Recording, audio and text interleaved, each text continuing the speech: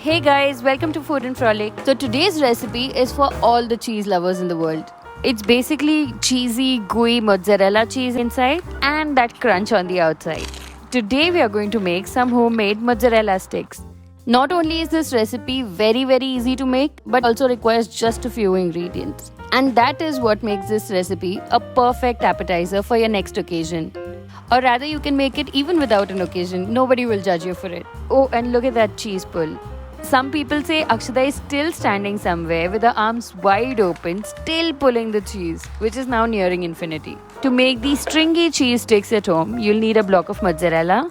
Any other type of cheese will still taste good, but it won't give you that stringy cheese pull. Now I take this mozzarella block and I slice it up into 4 equal parts. And now I divide them further into halves. So now we have 8 sticks, which are around 25 grams each, basic math, and it's around 1/4 inch thick.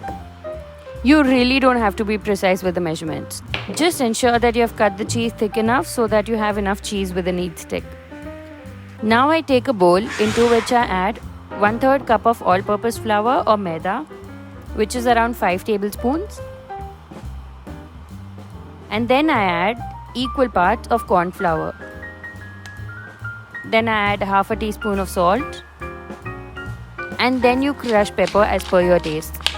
My taste buds call for a lot of pepper, but you can of course go easy if you want. To this I add a teaspoon of chili flakes and a teaspoon of dried oregano. Now mix it all up really well and we start pouring the water. I would suggest go very slow with the water because nobody can tell you the right measurement for this. It all depends on the type of flour that you're using, the brand of flour that you're using. So this type of consistency is too thick. That's why I'm adding a little more water. There you go. This is how your paste should look like. It should be thick and yet flowy. Now I take another bowl into which I add breadcrumbs. If you want that extra crunch like my mozzarella sticks had, you need to use panko breadcrumbs. And I season the breadcrumbs as well with some salt and pepper. Breadcrumbs already have some salt, so I'm adding very little. You can taste and check for the ones that you have. The reason I'm suggesting you to use panko is because they are much more drier and flakier than the regular breadcrumbs and they absorb much less oil. And because of this, they have much crunchier texture than the regular breadcrumbs. So this will be our breading station.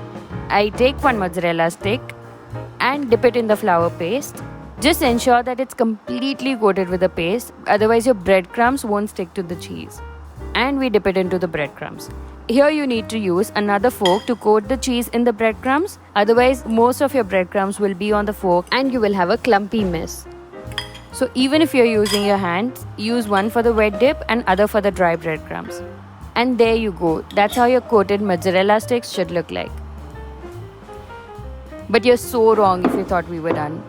We are now going to repeat the entire procedure again with the breaded cheese sticks. So this second layer of coating will make your breadsticks super crunchy and the breading won't come off in the oil. There you go. You can see how nice and thick it has become. I do this for all the breadsticks and we need to now chill them for at least 30 minutes. You can make them ahead and keep them in the freezer for 4 to 5 days.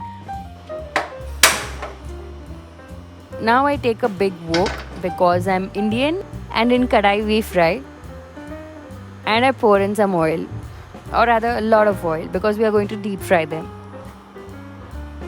You can easily check if the oil is hot enough by dropping a small tiny piece. If it floats right above, it means your oil is hot enough. And now you drop in the mozzarella sticks to fry them. Since there's nothing really in the cheese sticks that needs a lot of cooking apart from the coating, they really don't take long to make. You'll just need to fry them for around 2 to 3 minutes.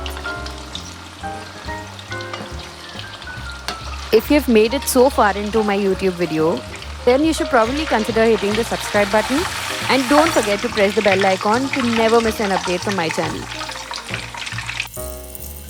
And we do the same with the rest. Look at that cheese pull. It's literally the perfect appetizer for any age group. You can make them ahead and freeze them up for a party or just enjoy it. You don't really need an occasion to make these. So do try these out and let me know in the comments below how you like the recipe today. And thank you for watching. Bye bye.